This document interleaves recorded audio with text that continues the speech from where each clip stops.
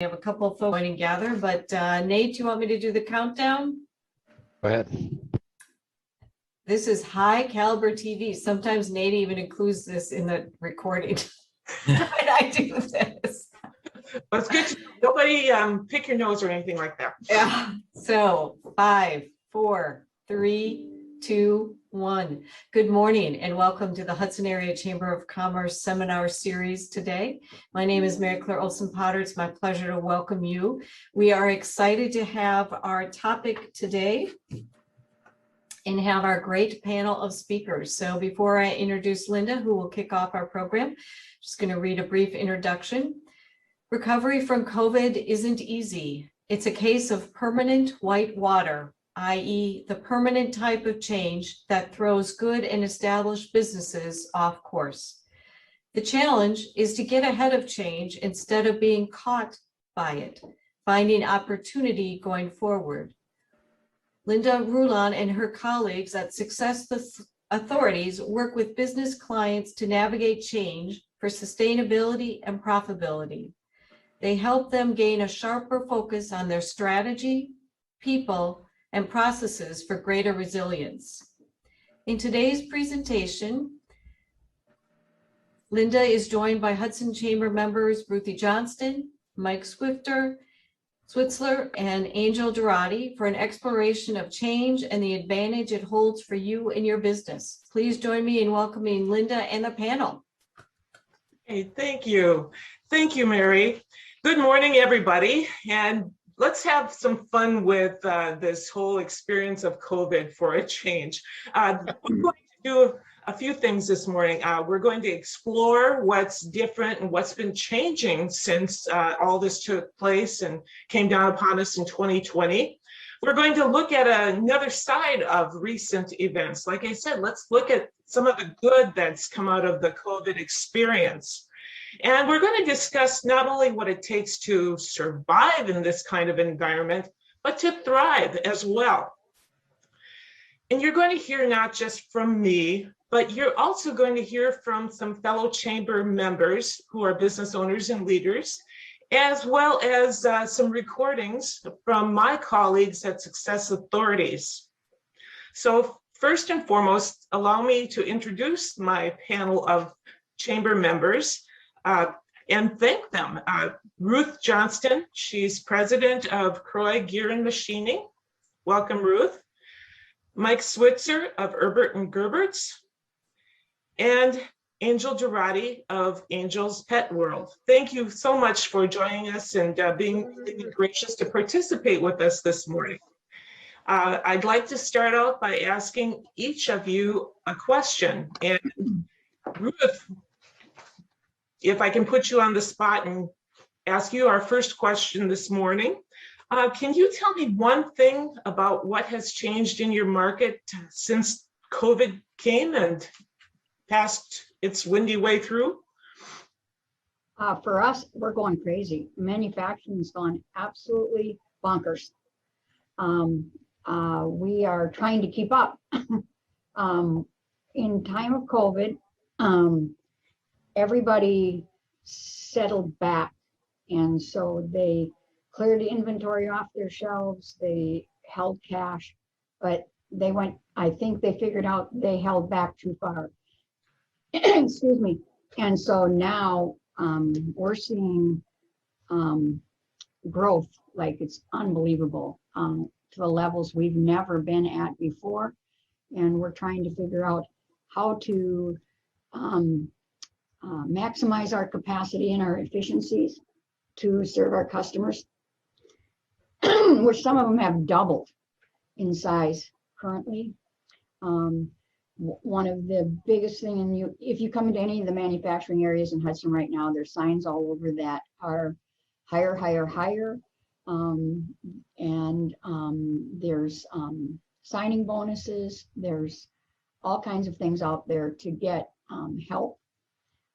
We're looking at having to outsource in order to meet our customers' demands. We're also running into supply issues.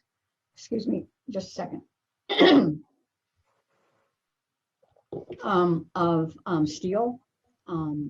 they can't get the materials Mhm. for us to manufacture. We're trying to figure out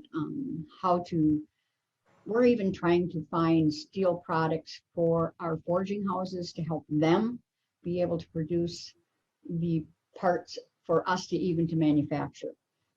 It's become a real collaboration among vendors, suppliers, and manufacturers to actually produce products for our customers. So it doesn't get easier, does it? It's interesting how we're having to actually communicate and be connected even more after COVID. Absolutely. Mike, tell us a little bit about Herbert and Gerbitz. What's its greatest challenge currently? So I think there's a couple of things for us. First of all, just to mirror what we've already heard, staffing. So for us, more specifically, we traditionally, it's an entry-level position. We tend to recruit at like a college age. And the cycle for us is such that we have some great people graduate every year and move on to their next challenge. And at the same time, we've had the opportunity to meet some new people in the area and for new students to come in, visit with us, for us to get to know them and vice versa. And with COVID happening the way it did, we haven't had that chance to make connections.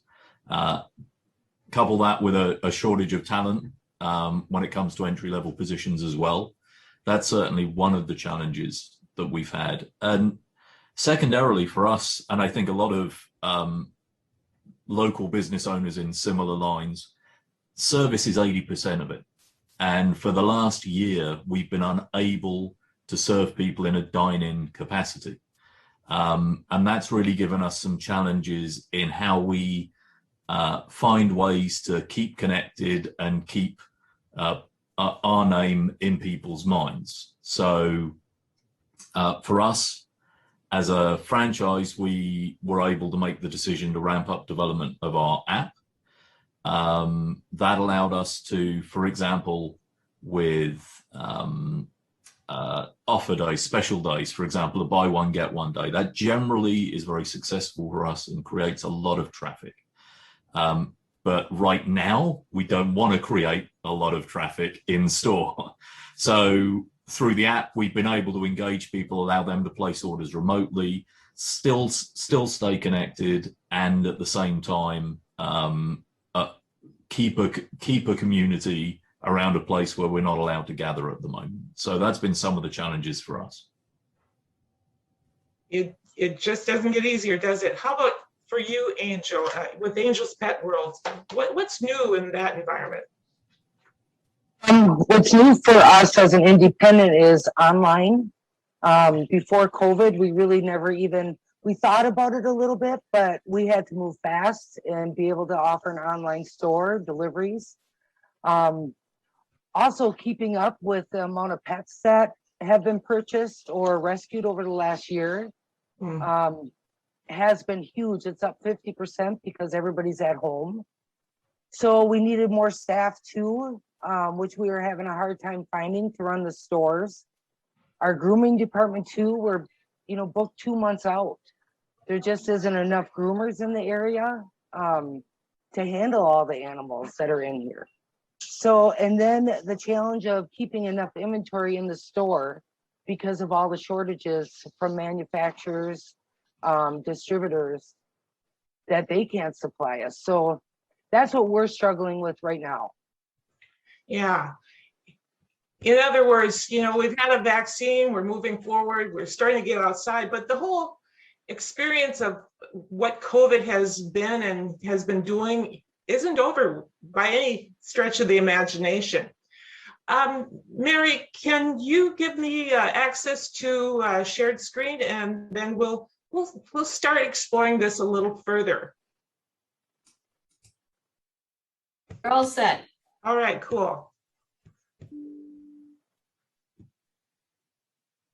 Thankfully, it's the one technical thing I have to do today. Well, you're doing it nicely. Phew. Okay. Let's see how I do. All right. Now, take a moment, and if you're not in the car driving somewhere, let's imagine, close your eyes and imagine that you and your colleagues are in a boat and you're paddling down this fast moving, furious river. And everywhere you look, there are waves slapping against rocks and there's treacherous, sharp edges everywhere. All you can do is hope and wish and pray that you can stay afloat within this. And if you've got any partners in this, that you can all work together and not capsize. Isn't that what it kind of felt like, and maybe in some ways continues to feel like, going through this unpredictable experience that we call COVID and post-COVID pandemic? Having been through this pandemic is no small feat for any of us.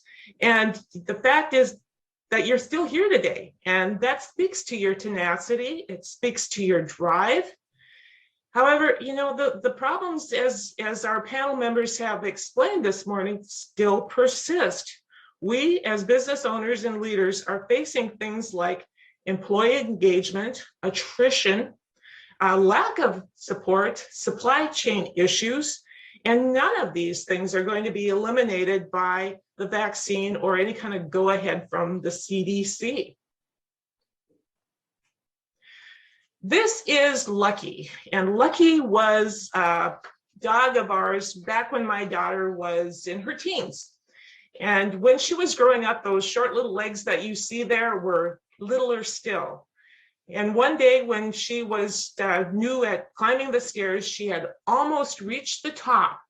And just before she reached the top step, she turns back as if to say, hey, look what I've done. And just then she misses that top stair and she starts to roll over and over and over, faster and faster and faster, until by the end of the stairwell, she looked like this little sausage blur. And then, true to her name, she gets up, wags her tail, and walks away. The point is, as Lucky rolled downhill, down the stairs, she sped up. As water rolls and rushes downstream, it speeds up. This river of change that we're experiencing is speeding up. Permanent whitewater, as Peter Vail describes it, are conditions in business, especially, full of surprises. They cause our organizations and teams to get faced with an onslaught of challenges continually and force them to do things that they've never done before. Now, I'm sharing with you some recordings rather than to bring all my colleagues together and try and coordinate that. I've recorded some of their messages along the way. And this next little clip is from Ron Lehman. He is our expert in culture, and he has some words to say about this whitewater. Now we're in a state of permanent whitewater where there are no breaks, there's no normal, and we're just ricocheting down the river going from rock to rock. One of the things that happens with permanent whitewater is that your time to respond and your time to react and your time to so-called manage change is much less than it has been in the past. And further, the amount of resources it takes makes it so in a lot of cases, if you get hit with enough things, you can't recover. And history is littered with examples of really successful companies who, failed to see the changes that were coming, and as a result were washed over by them.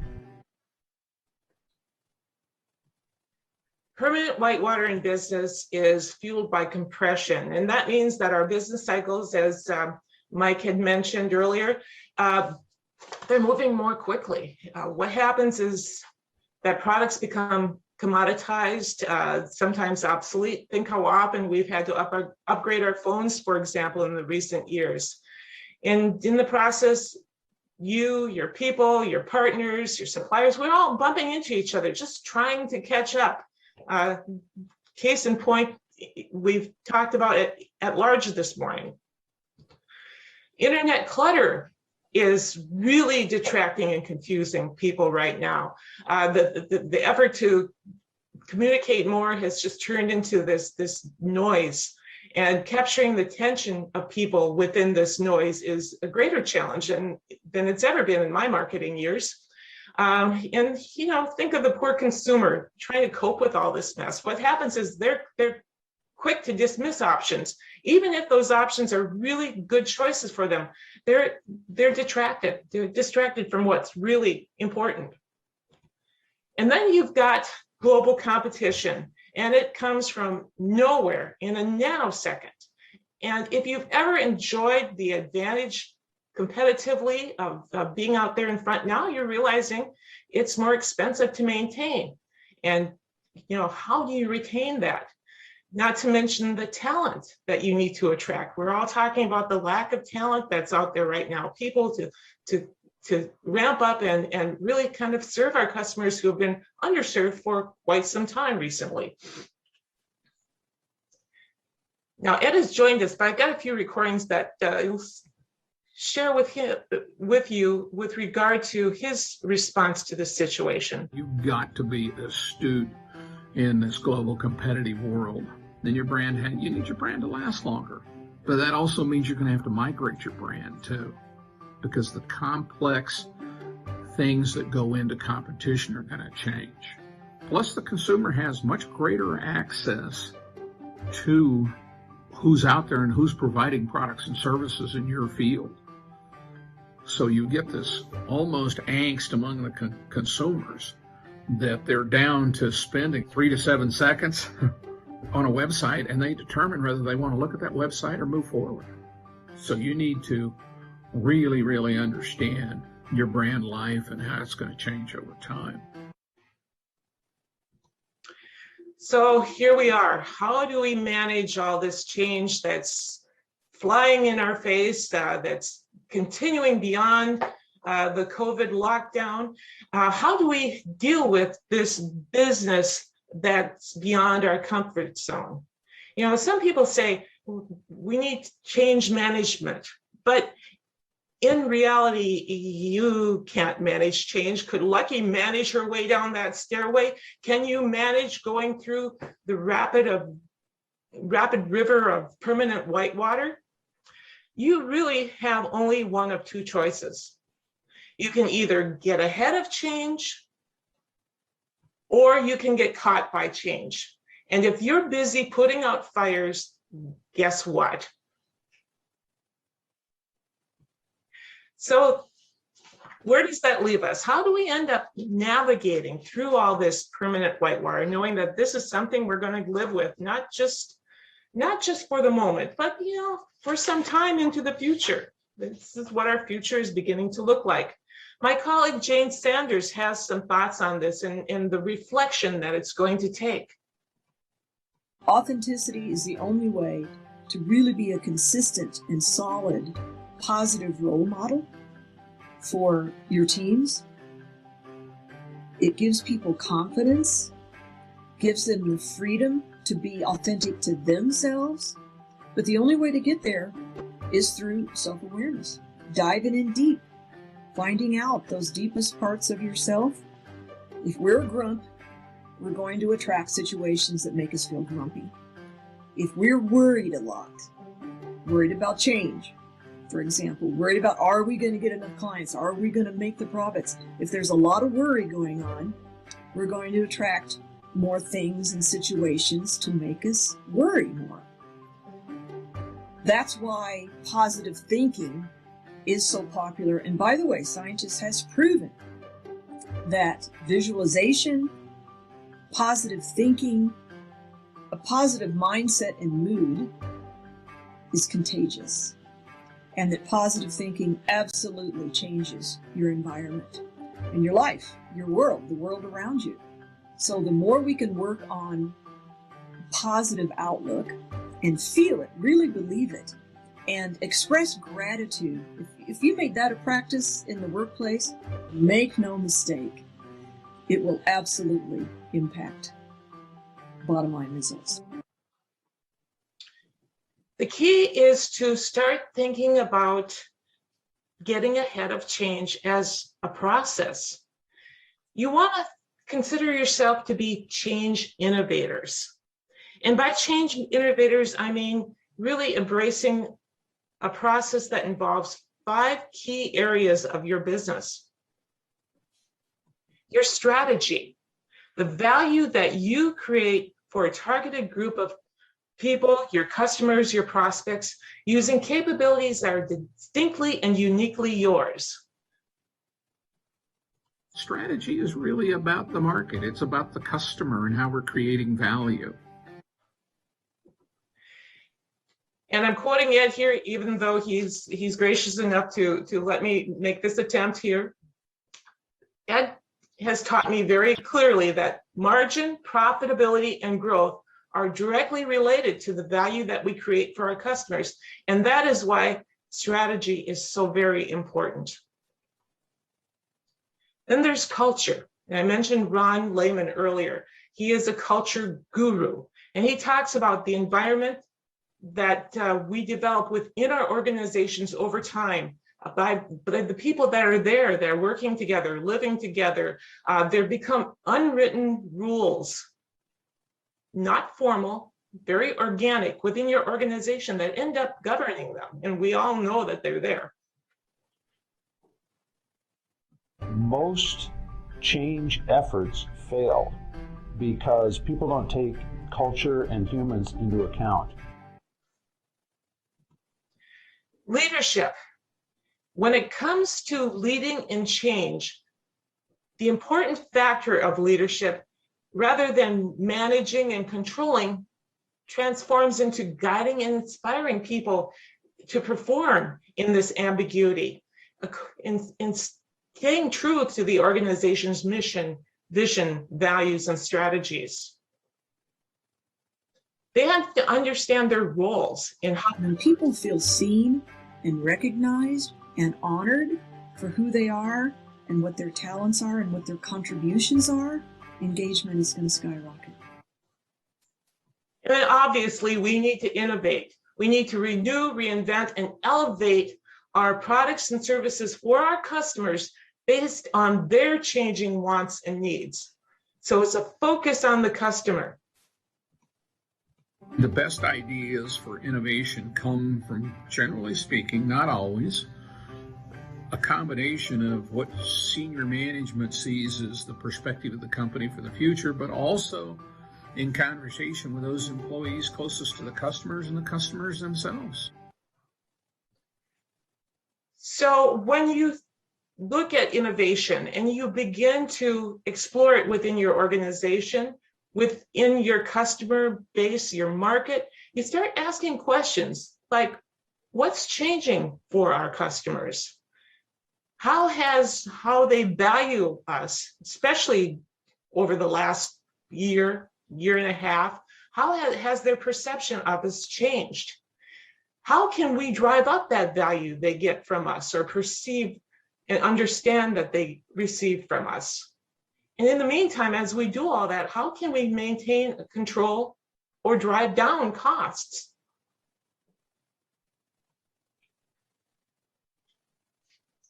So in addition to that, you have to understand that as people change, as you adapt to all this change, there's got to be some kind of system within your organization.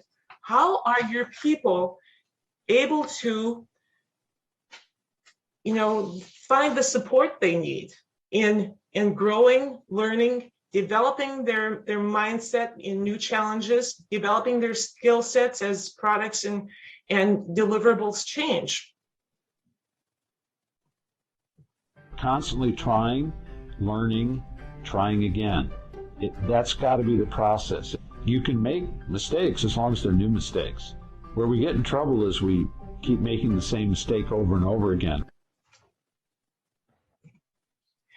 All of this involves the integration of human and strategic performance. We're integrating our people. We're utilizing their, in some cases, latent skills and talents and focusing on their understanding of our mission, our vision, our direction of our organization, incorporating the strategy with their unique skills and talents to move forward.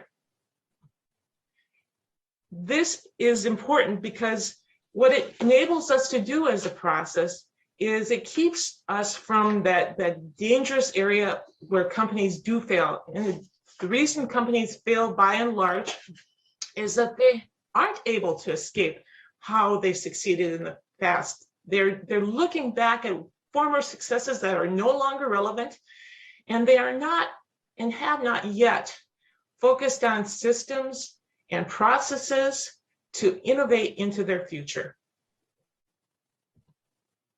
So what you really need is a custom collaborative process.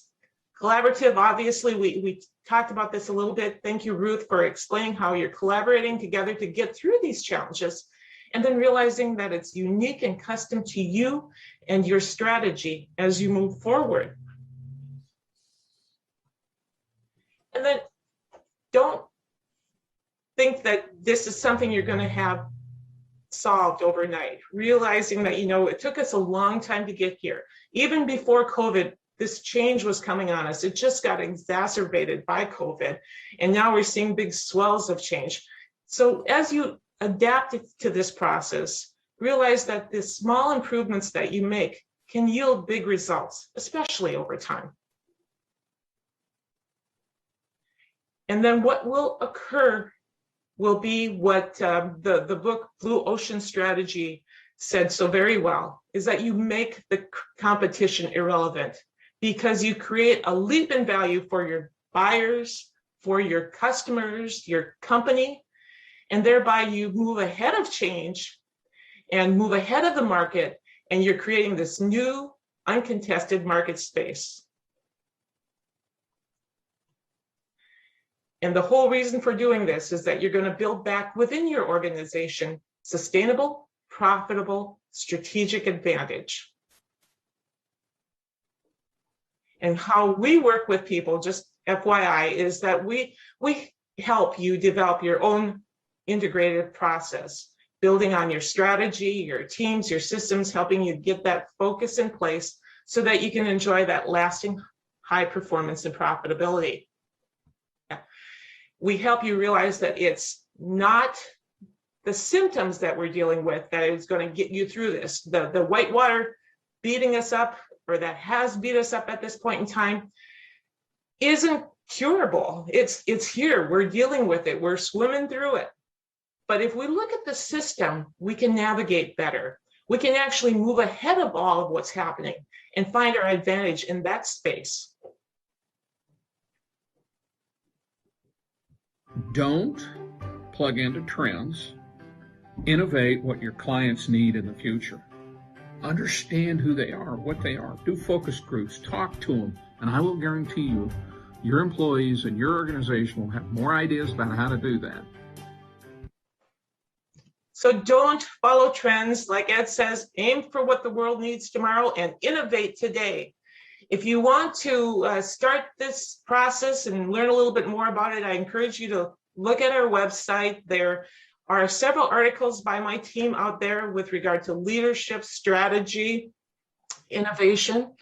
Also, we've got a series of micro courses on the program. So if you want to bring that into your office, in your leadership circle, by all means. We're always open to a phone chat to talk about specific situations and help you get started, or ask for a workshop if you've got a half a day or even a lunch and learn hour available. It might be a good way to spend that. So we're moving forward. We're out there. We're tenacious. I'm going to give the screen back to Mary. What questions, I've got Ed here, our chief strategist. What questions would you like to pose to him?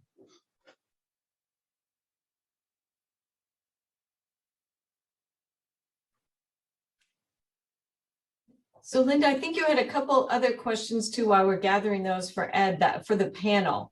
Okay. Okay, maybe just bring a couple of those up. I know Angel and I talked about a couple interesting thoughts yesterday. all right. So do you want to start with those, Mary, or shall I just rattle? You go ahead and launch. Yes, go ahead. Okay, so let's talk about the fact that we all have to move forward with at least a strategy refresh going forward. Mhm. What changes do you anticipate? How about you, Angel? Have you taken a look at that strategy lately? We have, and right now we're focusing on, online. How can we start shipping? But our biggest focus here is making the experience better.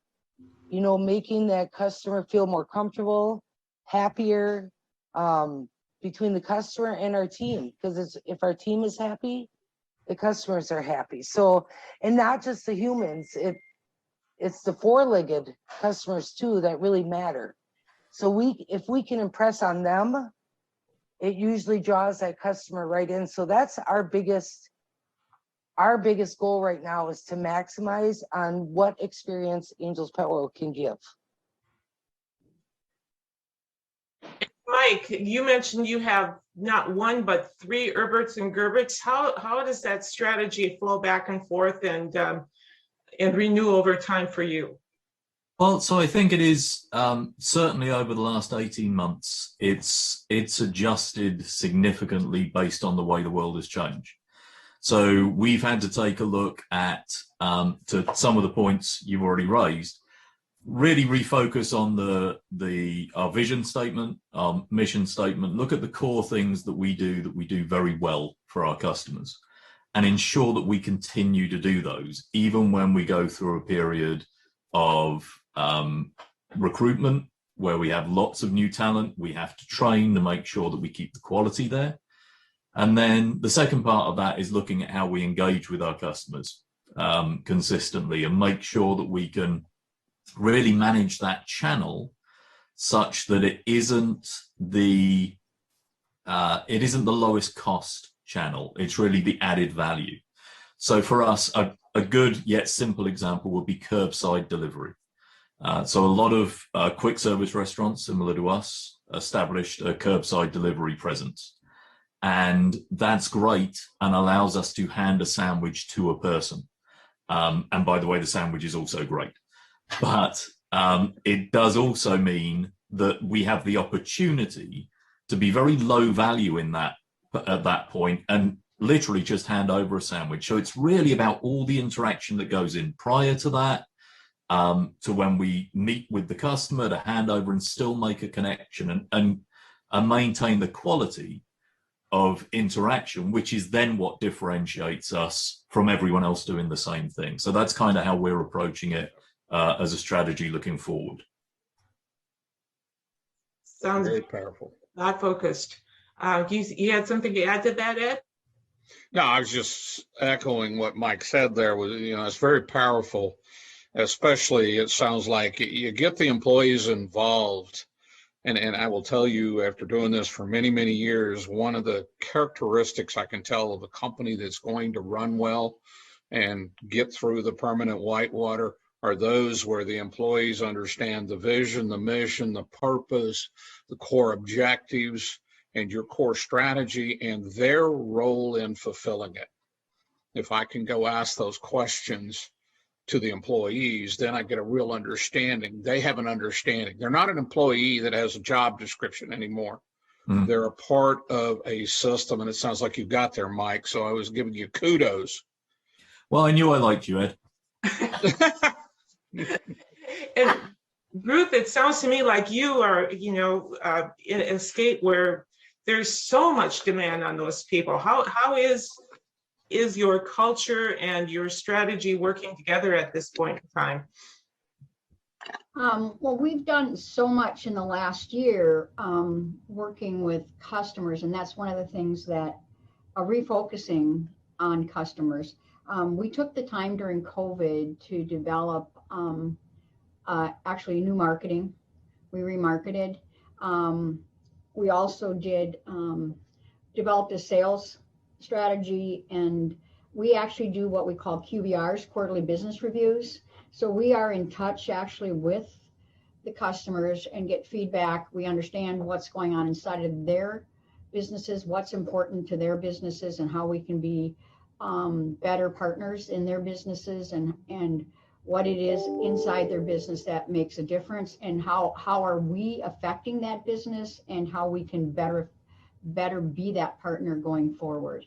I mean, from everything to supply chain difficulties to how do they see inflation affecting their business, all kinds of things like that. In 6 out of 7 of the first quarter QBRs, we got more work feedback. We've actually gone into, which is really nice, one of the last QBRs from one of the customers, there was a difficulty in a supply chain thing. We had just notified them. We're trying to get to where we see the breakdown, what breakdowns are early. So we're letting them know early what's going on. We even got that customer to get feedback from them to let us know how long the supply that we just sent them was going to last. And, you know, he had this many parts and this supply is going to last this many months. And so please let them know how far out or when the next shipment would be available, because we were having a problem getting a certain part of a material for this part. So you're setting expectations, in other words. They're starting to give us, because of these kind of conversations and this collaboration, they're starting to give us feedback to help us supply them better, which is awesome. Mm-hmm. And so we're also being able to develop how we show up much better through that process. So when we get done with that quarterly business review, we actually have another quarterly business review on the calendar by the time we finish that. So those are turning out really well. We're also developing through that, what is our market? You know, where should we be and how should we be, you know, what is it we should be looking for, which is not something we've known before, which is really good for us. You know, those are being able to set our strategy and help us develop really truly the vision and what we can and where we should be heading.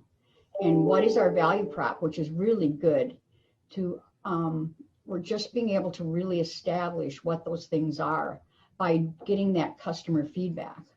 It's been a real prosperous stuff. And we're actually going to create what we call QVRs, where we do that actually with our vendors and outside suppliers. So it's a really becoming a really good tool all the way through the whole company. So that was one of the greatest things for us, and that's how our strategy is coming, so that we can understand breakdowns in advance, so we can solve those problems ahead of time, all the way through. So that's a big strategy change for us, that we can be proactive rather than reactive. Not putting out fires all the time. Okay. Ruthie brought up an important term here. What is our market? Ed, I'm going to rely on you to share some insights with regard to how and why a focus on market is important, especially during times of rapid and uncontrollable change. Well, the fundamental reason you want to focus on your market is pretty obvious. We have a tendency in business to focus on profits rather than how we derive our profits. I guarantee you, your profits are derived from the value you create for your customers. And Ruth was talking about, you know, QBRs and getting information with the customer. I'm going to tell you, I worked for Arthur Young, Ernst & Young for years. And I can't tell you how many times I walked into the executive suite and, you know, they didn't have a clear picture of how they were going to migrate their value. They don't stay in touch with the customers. That's why you got to get the lowest levels pulling up for you. One of the things that I'll throw out to the group, just because it's an important point, one of the tools we use that we developed years ago is a phased growth plan. Now, that's nothing startling to a lot of people, but a lot of people misuse that tool. We don't integrate the customer in there and how we're going to develop. And by that, I mean, we literally look at how we're going to migrate our value over a number of years. Now, I doubt there's anybody sitting there running their own business right now that can tell you what their products and services are going to look like 5 to 7 years out. But if I use I call it crawl, walk, run. If I use a kind of a phased growth plan, I have a look 5 to 7 years out, but obviously I'm not putting resources behind that. I focus back on the next 12 to 18 months because, again, profits are like breathing. Without them, you cease to exist. So how are we, but it derives from the value to the customer, not a focus on profits alone. We spend so much time, especially in the larger companies, with all of these methodologies aimed at improving profitability, and the human resources that are executing that are not hooked to it necessarily in most cases. So, develop that kind of vision of the future, but involve your people in it. You'll be stunned by what you see. Too often, and this group doesn't sound like that's the issue, too often those visions are developed in the C-suite and then pushed down. Okay. And then the water cooler conversation, I'm going to date myself talking about water coolers, but the water cooler conversations become about, well, that was a stupid idea. You get that resistance internally, where I'd rather know that I've got resistance because you may find a better idea. I've had clients and people down through the years, somebody that was in a corner of the organization brought up an idea and it changed the entire organization. And that happens often. So if you get the organization involved, I'm not talking about having people in a bunch of meetings, just give them portals and input. Because if they understand their role in fulfilling the vision, mission, based strategy of the company, you'll change the dynamics of performance significantly. And I'm starting to sound like a professor lecturing, and that's when Linda tells me it's time to be quiet. So I'm going to be quiet. All right. So what I heard loud and clear is one of our universal issues right now is people, and part of that's the culture that can be at least focused on during this process. And I'd like to hear in your words, Mike. Can you tell me what you're doing with regard to this challenge? Clearly, everything that you described to me has so much to do with how the people have that interaction with the customer. That's the differentiation that you are offering. So how has that been working for you in this recent environment where apparently there's kind of a challenge getting back in touch with the youth that have driven your business thus far? Yeah, so I think there's consistency. To Ed's point, consistency of vision is important. And everything we did prior to COVID was an investment in us over the COVID period. So the fact that we were able to maintain a level of quality and consistency allowed people to have some comfort with us. And as we've gone over the last couple of years, we've seen people drop in and drop out, and we've had a couple of bad days where perhaps we haven't had the right people on the team. But as long as the people that are with us understand the core of what we're trying to achieve every day, and as long as we are investing in that, then it continues to be successful. And it's interesting hearing Ed talking about from the top down, a strategy from the top down, because I don't believe in that, because I'm not a very smart person. And I was going to wait for a second to allow people to disagree with me. It's not going to happen. So It's not true. You are very smart, Mike. too little, too late. So it certainly was about talking to my frontline people to find out, as COVID hit and we had some restrictions around wearing masks, what people were comfortable with, how to approach that in a way that was applicable for everyone that came into our store. As we went through COVID, we had some weeks where we had to be very, very, very light on staffing, just because at that point, everyone had just shut themselves away. So we had to make decisions about how can we do that without making the customer suffer, but also my employees. I need to make sure that they're safe that they're happy to come to work as much as you can be in that situation. So, and as we've gone through some of the marketing and local outreach stuff, that's really been down to my frontline team, who are great at coming forward with ideas and suggestions just for ways to connect with people and get recognition. And that's really helped us over the last year or so. And now I hope, and I'm sure everyone else on this call hopes, that we're starting to get back to some normalcy. But certainly the world has changed. And so in my world, curbside, delivery, ordering through an app, that is the future. So we have to consider those things and how to engage with people through those channels now. So many new innovations. Right. Yeah. Angel, you have a shop that you've built from the ground up, and more than one location, if I'm not mistaken. What's your picture for the future now that you've seen this thing that we call the COVID pandemic? Has that changed your vision for your future? I think it's changed a little bit. I mean, emphasizing on the online, which we never did before, but really adding more services. I think that's our number one goal, and to really emphasize on maximizing the relationship with our team and the customers. So that's really what we're taking a look at. We're redoing our marketing strategy. We're going to rebrand. And like Mike was saying, I think the hardest part with like deliveries or curbside is you don't have that one-on-one, a lot of that one-on-one. So one of my team members came up with a plan that each deliverer, each curbside gets a little special gift.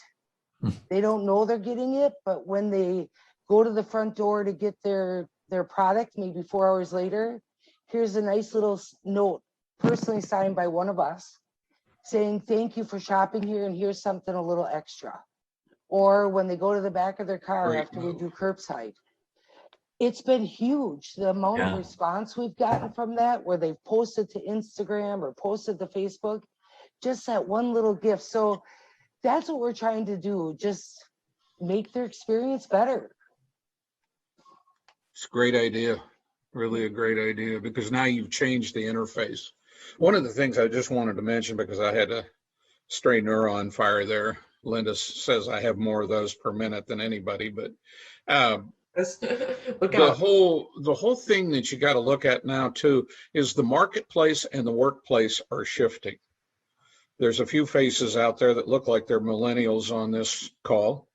I'm not going to make anybody admit one way or the otherwise, but we've got some millennials on the call, and they're shifting. They're going to be 65% of the workforce, according to some studies I've seen and they want a different work experience. They don't want to show up Monday morning with a checklist called my job description, check the boxes off and go home. They want to be a part of a purpose-driven company that has a greater value that it creates for its customer. So they get up every Monday morning and say, thank God it's Monday. I can't wait to get to work and be involved in teams and the development and that kind of stuff. Maddie kind of smiled there a second ago, so I think maybe she's kind of grooving with this. But it's that connectivity to a newer generation. Plus, they evaluate brands very differently, okay? First thing they're going to do before they ever buy your products, go check you out on the web, right?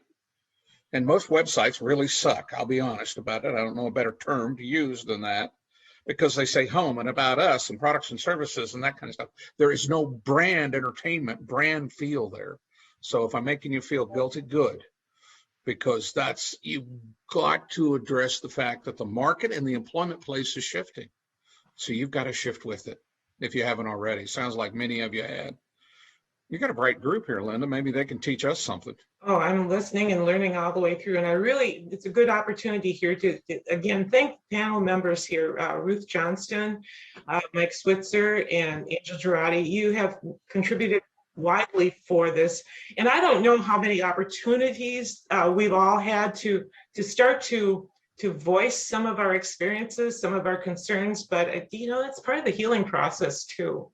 And again, it is a process that we're going to innovate our companies into the future.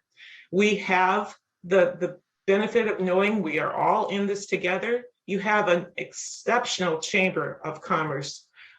Thank you, all staff members, particularly Mary Claire, for making it such, because this is a venue for us to move forward together. And when you hit little hitches along the way, there's an area to find advice and mentorship, and we enjoy being a part of that. I'm opening up my website and some of our information to you if you want to hear further about this from my team at large. Ron has a whole presentation on permanent whitewater.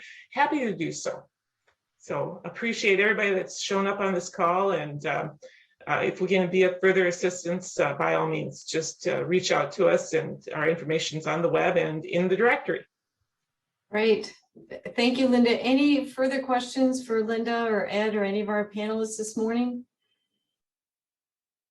It's quiet and thoughtful group. I know. I am surprised. Nothing further? All right. Well, we know, please join me in thanking Linda and Ed and Mike and Ruthie and Angel for your time and preparation today. We greatly appreciate it. Thank you. As Linda talked about, these are challenging times, and I don't know about you, but sometimes I think, when will it be over? When will we be done? And I don't think we're ever going to be done. I think it's going to, as Linda and others talked about, it's just going to continue to be a process that we need to work through, and we work through that together. And I am thankful for all of you as members and the intel and the resources that you bring to help us be better and smarter at what we're doing. And together, I think working together, we will get through this time and we'll come out stronger and better and able to handle whatever comes next our way. So again, thank you to our fabulous sponsors, our participants today. We have some upcoming events that you will find on our website. We are, as Linda mentioned, we are rebranding. So we have a new website that launched a couple weeks ago. So I invite you to check that out. Provide us some of your feedback. We're excited to work with our new brand. After 25 years of our logo, we thought it might be time to refresh and rebrand.